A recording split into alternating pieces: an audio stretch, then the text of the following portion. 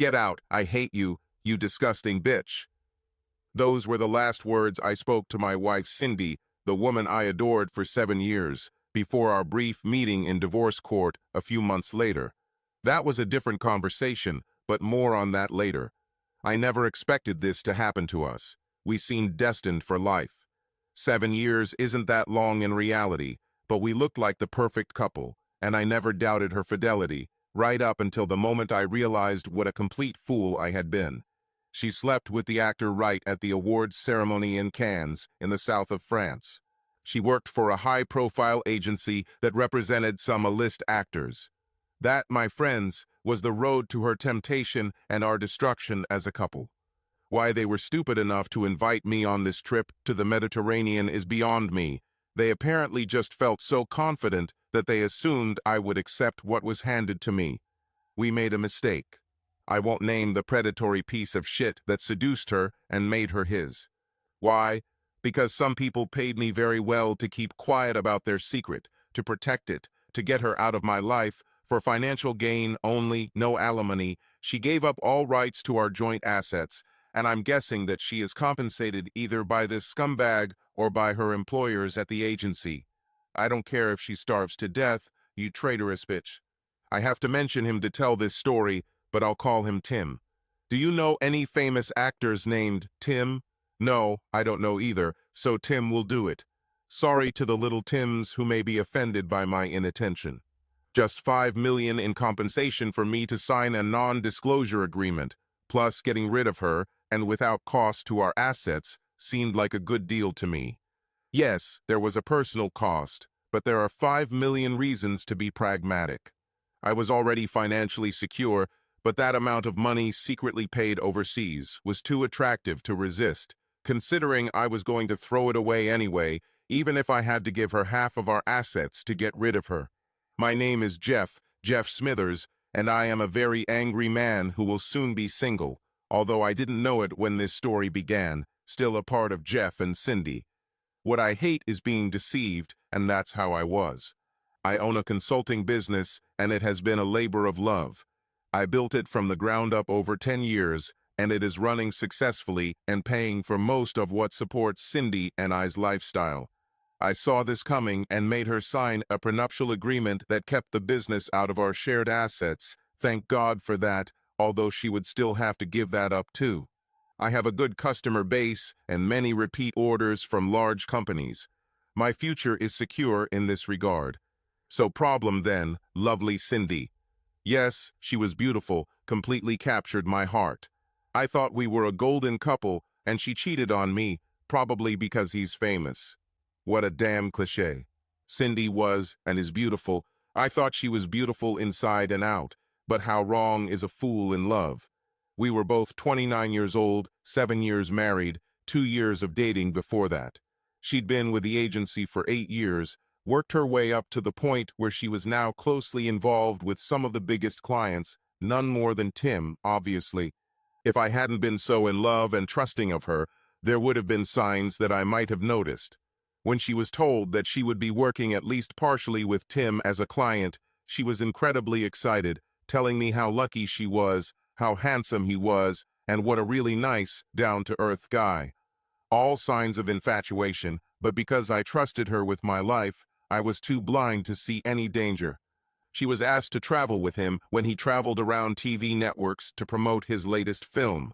She was excited, and I didn't want to ruin her plans by protesting her long absences, a week here, 10 days there, even a trip to the major European capitals along the route, London, Berlin, Rome, Madrid, and of course Paris. It was an 18-day trip, but I was happy for it. If anyone loved her job, it was Cindy, the opportunity to rub shoulders with some very famous names. I had no idea that my marriage was about to fail. A few months later, she was still full of excitement from travel and the stars, and one evening she returned home with big news. Jeff, I have great news today. Tim's film is nominated for an award at the Cannes Film Festival. I will be part of the group that will go. I am very excited to be a part of it and will be at the awards ceremony. My agency is even giving me a big budget for evening dresses for the ceremony and parties. Her face fell a little when my reaction was subdued. I thought I was fair about the amount of time she had already been traveling for a promotional tour. I just said a rather neutral, "Oh, what's wrong, Jeff? I thought you'd be happy for me that I got this opportunity." She was a little upset, but nothing could dampen her mood. "Cindy, the thing is I really missed you when you were on your promotional tour. I hate being away from you, and it's been a few weeks over 3 months. However, of course, I know you have to go, and moreover, I know what you really want." I let it hang in the air before adding, "I just hope you find time for your husband after this." Cindy looked a little offended, but didn't say anything. The fact that she didn't say anything in response gave me the first little clue that there might be more going on than I thought. It didn't last long because she surprised me the next day by calling me to say that the agency would pay for me to travel with the group as a thank you for letting her be away from home for many months. She said it would be 2 weeks, all first class and free for me if I could put my case aside, and I quickly agreed. A free trip to France, I couldn't pass it up. I made a few changes to the dates, scheduled some remote work with some clients, and freed up some needed time. If I had known then what I know now, I would have gladly stayed at home, but then I still thought that I had a faithful wife. In each fighting, there is a silver lining, even if it seems like crap at the time. So we went to France, to the beautiful city of Cannes on the Côte d'Azur, down the coast from Monaco, and the big city in the area, Nice. The festival usually takes place in May and lasts 11 or 12 days. We stayed in a luxury 5-star hotel with a room overlooking the famous plage du Midi, where famous, especially beautiful actresses, are photographed with the Bay of Cannes in the background. I knew that Cindy would be busy with the group, maximizing publicity, and as the most beautiful woman in the group, including a famous actress, she would serve partly as press decoration. I had work that I could do online, but most of the time I entertained myself. My time with Cindy was minimal, but I wasn't worried one bit. I assumed all her cooing about being involved with Tim was excitement at meeting such a famous person, but ultimately it was her job. My first moment of real concern was when she returned to the room to change for the afternoon shoot on the beach. She was essentially an ornament for the main cast. We've been there for 5 days now, and nothing out of the ordinary has happened. She came out of the bathroom wearing a bikini. Well, I should say a bikini. It was actually just a few pieces of dental floss and not much of anything covered up. I was shocked. I had never seen this before.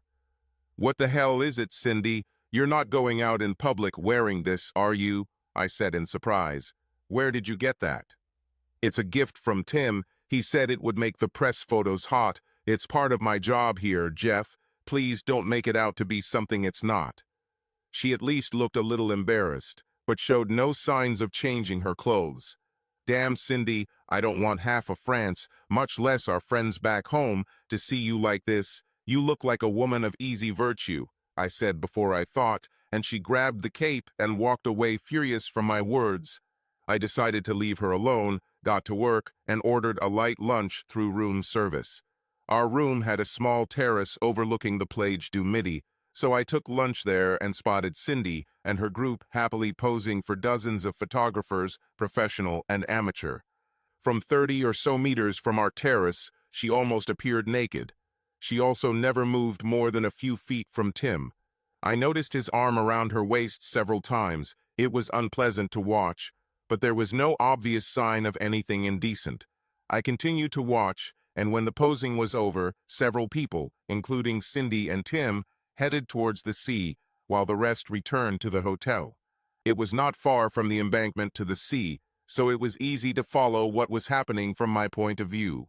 Again, nothing overtly wrong, but eventually, after they had been at sea, I saw her walking back to the embankment. He hugged her the whole way. I didn't like what I saw. It looked like something lovers did and didn't pass the spouse test one bit. I was officially worried about my marriage for the first time ever. My mood didn't improve when another 45 minutes passed before she returned to the room. I frowned at her and shrugged. "What?" she said, looking surprised at my reaction. "What's wrong?" "Cindy, Tim bought this for you. You're wearing it for him, or at best you're wearing it for work, not for me. Besides, I saw you and Tim walking down the beach. He hugged you the whole way. And if that wasn't enough, you crossed the road to the hotel 45 minutes before you got here. Where were you? Again, she blushed before responding. What are you implying, Jeff? What are you accusing me of? You know it's a job, right? Jeff, I do my job. Yes, Tim is attractive, but that's all. Nothing's happening. Honey, I'm working. I decided to bite my tongue. I think her explanation was almost possible, but she obviously spent a lot of time with Tim, and they were obviously very comfortable with each other. Was she just really good at her job? She was saying there was a discussion about a big bonus for how she handled things for Tim's team. That was the last big thing this movie would cause. Maybe in a month, I'll feel stupid for thinking something wasn't so. So the next day was an important day. It was the night when the first awards for his film began. I was not involved in this. I was there as an addition and had nothing to do with the big events. Cindy put on a gorgeous dress and looked absolutely stunning. My heart was beating fast as she left for the event. I knew she would probably be sitting next to Tim. I hoped that my heart wouldn't be broken anytime soon. The festival received extensive coverage on French television, so I didn't have to wait long for confirmation that Cindy was not only sitting next to Tim, but appeared to be leaning against him. My fears only grew. Tim received the award, and I received a message inviting me to the next party. Everything went to hell there. Things started out fine. A few drinks turned into many drinks. As midnight approached, some started to leave, and I saw Cindy heading towards the ladies' room. To my surprise, Tim came over to talk to me for the first time. We never spoke, and I doubted that we had anything in common, but from his first line, I realized that we really did have something in common: sex with my wife. Hey Jeff, your wife is gorgeous, you're lucky. I've loved sleeping with her the last few months. I was inclined to beat him to a pulp. I'm a big guy, probably 25 pounds heavier and 3 inches taller, and I had intense anger on my side. However, I wanted to know everything, so with great difficulty I asked him, "Good to know, Tim. How long has she been enjoying your bed?" I had relative sobriety on my side. He was more drunk and enjoying his boasting. "Oh, not long after the promotional tour started." He told a lot more details. I saw her coming out of the corner of my eye, but I ignored her but wanted her to hear the following. Tim didn't know about her, so I said, "Okay, Tim, thanks for telling me that my wife is just another woman of easy virtue. Do you want to take her with you?" Her face fell when she heard this question, and she burst into tears upon hearing his answer. "Hell no, buddy, keep her. I can find someone like your wife anywhere, anytime. Sex with her isn't bad, but no more than that. What interest would I have in a cheating woman like her? No, mate, she's your problem. But thanks for borrowing her, but that's all." I heard her groan in pain and say, "No, no, no, it didn't have to be like that," as I turned to look at her, shaking my head, and then turned back to Tim. "Well, I don't want her either," I said and hit him. The local gendarmes quickly handcuffed me and took me away, and when I looked back, I saw Cindy helping Tim and seeking medical help for him. So, like an offended husband, I hit him, but at the same time I found myself arrested. The police cannot allow members of the public to beat up famous actors. My problem is that I don't speak French, but they provided me with an interpreter, and the police questioned me in his presence. This happened at 9 a.m. after I had spent the night in the cell. Through an interpreter, the police asked what happened to make me attack the famous actor. I refused to answer and said I wanted to talk to a lawyer before answering any questions. They confirmed my right to legal representation and returned me to my cell to await contact with a lawyer. About an hour later, I was informed that my wife had come to see me, but I said that I did not want to talk to her under any circumstances. Imagine the nosy Frenchmen from the Pink Panther movies, and it was as if they had a bright idea and realized what the problem was. They told Cindy that I didn't want to talk to her and asked her to leave, and a few minutes later the policeman brought me coffee and a croissant, touched my nose with his finger and said, "Ah, mon Dieu, my friend, women, ooh la la," expressing your understanding and sympathy. 30 minutes later, two things happened almost simultaneously. A French lawyer was brought to me, and a few minutes later a representative from Cindy's agency called, wanting to talk to me. The lawyer, Monsieur Philippe Leblanc, invited us to listen to what the agency had to say, and he got the police to agree to a private meeting. I agreed. I needed help getting out of here. I also wanted an update on Tim and his intentions. The agency sent a deputy director, Peter Longstaff. Anyway, I met Peter briefly at a few company events, and he seemed like a nice guy. I waited for him to start talking. "What a damn mess, Jeff. I'm guessing you had no idea anything was going on between them," Peter asked. I shook my head. "I had no idea until I saw them coming back from the beach yesterday, Peter. I never thought she was capable of such a thing. Although we were solid as a rock, did your people know?" "I'll be honest, Jeff, because you have my sympathy. Some people thought they knew, but only very late in the game, just before we all came here to this mess. Unofficially, and only in person, I'm very, very sorry, Jeff." "Yes, Peter was a good guy." "Damn it, Jeff. Do you have any idea what you want to do in a perfect world?" "Yeah, I'd like to kill them both and move on, but I guess that won't happen anytime soon."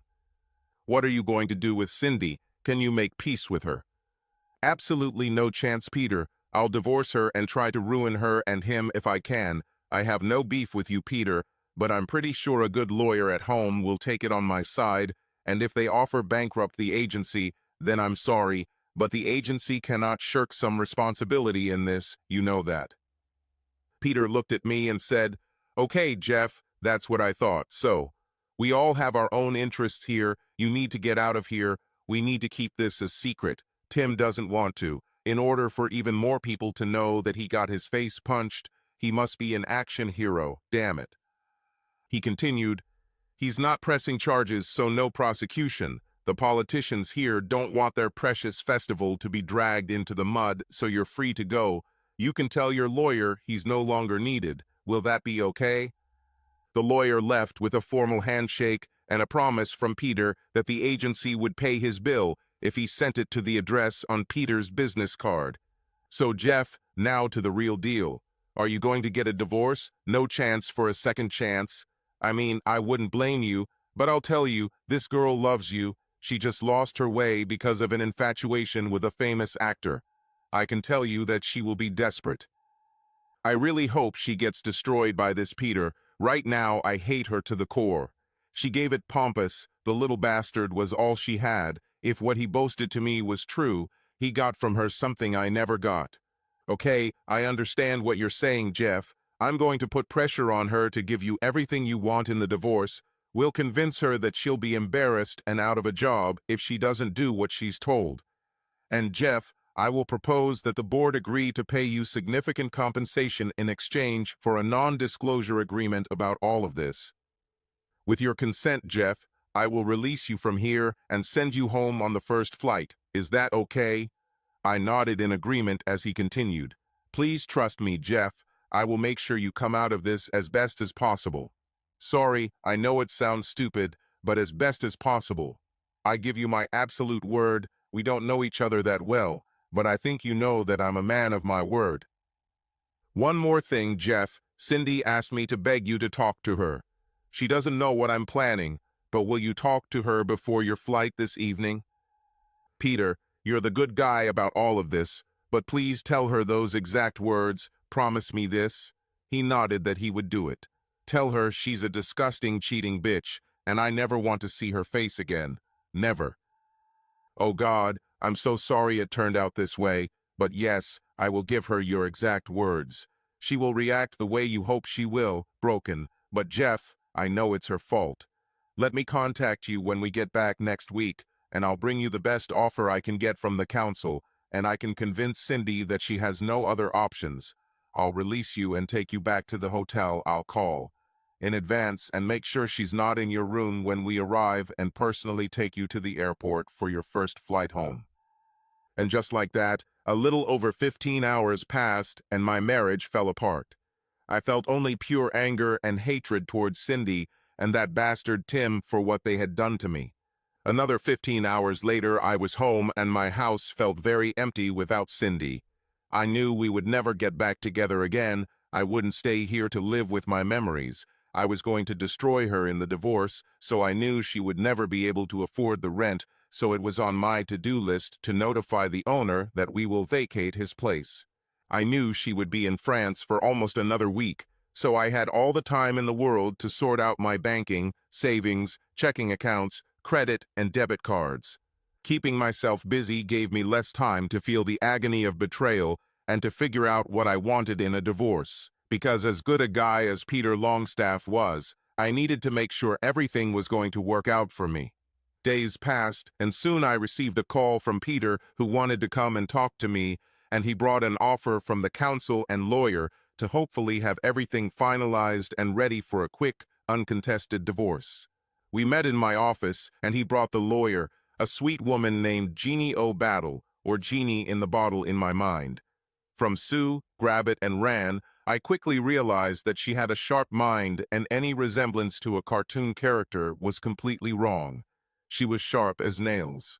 Mr. T. Smithers, I want you to know that the agency that I represent in this agreement or negotiation deeply regrets its role in the destruction of your marriage, and I am authorized to make you a very significant offer. But this is on the strict condition that you voluntarily sign a non-disclosure agreement. In fact, they pay you. I know Peter promised you something like this, so here is the draft agreement. I understand that your father was a lawyer. Please show this to him or anyone you want to present it to. But unless there is 100% confidentiality, we will call you back all proposals and destroy your wife, leaving her to fight you tooth and nail in a messy divorce. This is not a threat. It is a communication of information that you need to weigh in deciding your course of action. I believe Peter has put together an excellent proposal. Please look carefully and feel free to show it to anyone for consultation, but as I said, in strict confidentiality. Peter and I can spend as much time as you need today. I believe you will be pleased with much of the proposal. I can also tell you that the current Mrs.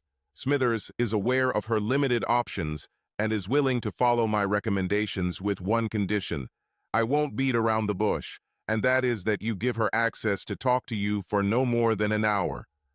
I advised her that this is pointless. You don't want to have anything to do with her, but this is her condition. She hopes to persuade you to have a future with her. I said loudly, "No, I don't want to see her or talk to her. I'm done with her." Peter, did you tell her the exact words I asked you to convey? Peter said, "Yes, Jeff, your exact words," I told her. "Jeff, she cried like a baby. She was heartbroken, just like you wanted. However, I have to tell you, Jeff, I think someone hit her to the head with a blunt object because she was just quietly muttering. We'll see. I think she's dangerously delusional, Jeff. I'm afraid for her sanity." She repeated it over and over again. Jeff looked at Peter. He seemed to be devoid of any feelings. He didn't care any more about Cindy. He was so angry that hate was his emotion. He clearly hadn't realized yet that hate is not the opposite of love. It's just a very damaged love, probably forever damaged, but the fire is not yet extinguished. The raw emotion was still there, no matter how devastated or disgusted he felt. Jeff was about to say that he would convince her to give it up or leave these negotiations and unleash hell on all sides, but Ginny spoke first. "Jeff, if you are so sure that you want to be free of your wife, if you are sure that you want to continue this way, then you should give her an hour at most. In my opinion, you can destroy her hopes in 5 minutes, but if she is persistent and it'll take an hour, then you'll never be in the same room with her again." Thinking about it, it didn't sound that difficult, and that would be it. He decided to read the proposal and come back to it with a final decision about meeting the cheater. Jeannie handed him a written proposal. It was not formally drawn up as a legal document. Rather, it was a list of key points, a framework around which the legal text would be formulated, agreed upon, and signed. Agreement between the agency and Mr. Jeff Smithers. In exchange for signing a non-disclosure agreement on the agreed version of this proposal, the agency will pay Mr. Smithers $5 million as compensation for the stress caused by the client and the agency employee. The agency offers this payment as a full and final settlement of any claims due to the actions of the above-mentioned individuals. Agency client called Tim wants it to be known that he regrets drunkenly attacking you with details of his seduction of your wife and asserts that he will unequivocally make no claims against you for the physical harm you caused him and acknowledges that he deserved at least what you gave him. With respect to the current Mrs. Smithers, Cindy Smithers, the agency will continue to employ her and will compensate her for the loss of her share of the joint assets so that she can support herself without financial claims on Jeff Smithers. Mrs. Smithers confirmed that she would cooperate in a quick divorce based on irreconcilable differences, provided that she was allowed 1 hour maximum to speak with Jeff Smithers about the reasons for the divorce. The meeting must take place no later than 2 weeks before the divorce court date. It's not very complicated, Jeff. We can all complicate it, but all parties can understand the point of not making drama out of it. The fact is, there are no winners here except you financially, even though you lost your wife. In a moment of epiphany, Jeff realized that he could not ask for more than he was being offered. He did not need advice. He even decided that yes, he would meet with the cheater for an hour, but he told her to be warned that he would not make it comfortable for her, and that she probably wouldn't last 10 minutes, and to be told that she could call his office and he would meet her as soon as she wanted to finish this. Cindy called to meet Jeff at his office, but was denied access and told to schedule an appointment via intercom. She was told that Jeff would give her one agreed date and no more, accept or decline. The next day, she arrived 5 minutes early and was made to wait until 3 p.m. struck before she was ushered inside. She tried to go to Jeff to hug him, but he raised his hand and said, "Don't touch me, say what you came to say and get out." He was shaking with rage. She had been warned. Her eyes wet with tears, she said, "Oh, Jeff, what have I done? Is your heart so hardened that you can't handle a little affection? We've been in love for 9 years, Jeff. I'm your wife. I love you. Please." "Jeff, I was a stupid girl, infatuated with a famous actor. I know what I did was wrong and selfish." "Cindy, what do you think is going to happen here? I don't love you anymore. Didn't Peter tell you what I asked him to tell you? He relayed what you said. It was very hurtful, but I know you were angry, and you actually love me. We are meant to grow old together, Jeff." "Cindy, are you crazy? You betrayed me in the worst possible way. Cindy, and I am divorcing you. I disgust you. Please, Jeff, I'm begging you, I was stupid, but I love you with all my heart. Please give me another chance. You're disgusting to me, and you know what? You heard me tell you to leave him because I don't want you, and you heard him throw you away like you were nothing. You heard him say that he could find someone like you anywhere, anytime. You understand, don't you? You mean nothing to him. Jeff, it's not fair. You agreed to give me an hour to talk about our marriage, and you just yell at me and...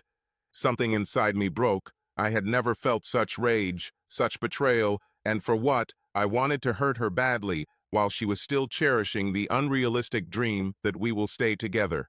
Even as my hatred grew, I felt the burning pain of the love I felt for her, and the conflict seemed so strong that it could kill me. Get out, I hate you.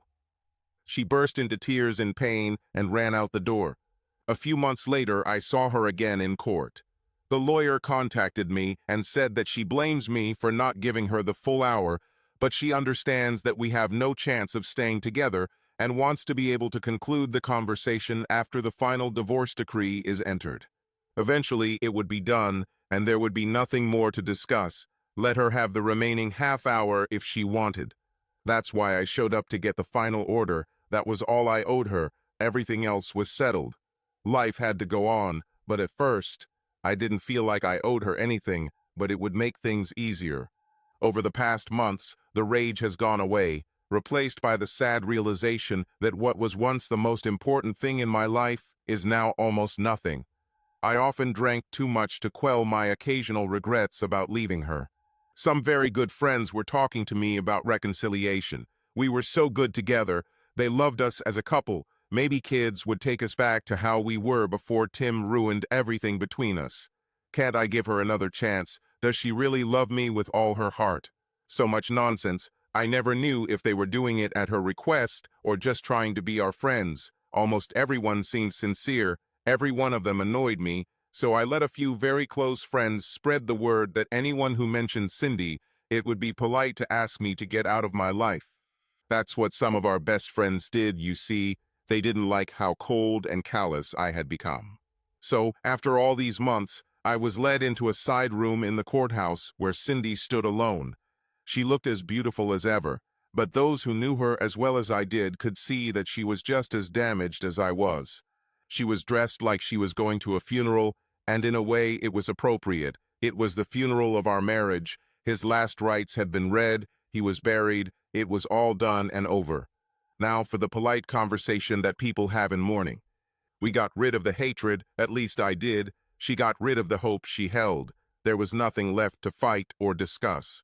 So, "Hi Cindy, you look good. How are you?" It was better, Jeff, but I went to a counselor for months. People told me it would help, but in fact, I lost the husband that I loved and still love. It just made me see clearly how stupid I am. The woman I was, chasing a famous actor, giving him what I never gave to the only person I ever loved, my loving husband. It's too little, too late, Jeff, but I'm truly ashamed of the pain I caused you. I would like nothing more than to take away this pain and replace it with the love that I hold in his heart for you, who will always be with me. Jeff, I have no right to expect anything from you. It was a simple betrayal, and for a person who thought I was as useless as you are now, you find me, it hurts. It really hurts, but I made this mess and I have to live with it. I wanted to see you one last time. I wanted to make some kind of peace with you, to tell you that I'm not going to live without sex, but I will keep my love for you for life, and if you ever decide that has value for you, I will gladly keep it her for you. If you ever want her again, well, all you have to do is ask for her return. And Jeff, I won't hold my breath. I know we're done, but this is the only way I can see my life now. I had no doubt about the sincerity of her words. Everything was over. Any other explanation would have made no sense. It would be so easy to go over and hug her, try to love her again, give her a chance, like our friends seem to think I should. But no, that won't happen. I knew that her employers appreciate her more. I knew she was good at her job, and if anything, she became more valuable to them now, not a burdened husband. She will regularly find herself in the same situation that led her to treason. We had no future. For what we once had, without malice, with acceptance of the reality of dead, but remaining love, I could be generous one last time. Cindy, because it's hard to repay the love you once held so strongly for someone, I'll tell you this. For the sake of your own sanity, don't hold on to that love. I'll never get it back, and I don't want it from you. Carry on. Live your life, and don't look back at me. Live a good life, Cindy. She came to me, and this time I couldn't push her away. We hugged tenderly, like cousins. She whispered softly, "I'm really sorry for what I did to us, Jeff." Then she turned and slowly walked out of the room, never looking back. And it was for the best that she didn't look back, because she would have seen tears rolling down my face uncontrollably. I knew the love of my life was finally gone. This is what I thought I wanted because I could never trust her again, but it felt like someone had turned off the light in my heart. It felt like a dark, cold, and lonely place. Perhaps it was time for me to seek the counseling my remaining friends said would help me recover. I finally cast her out, drove a stake into the heart of our marriage, and trampled on what was left. It's time to move on.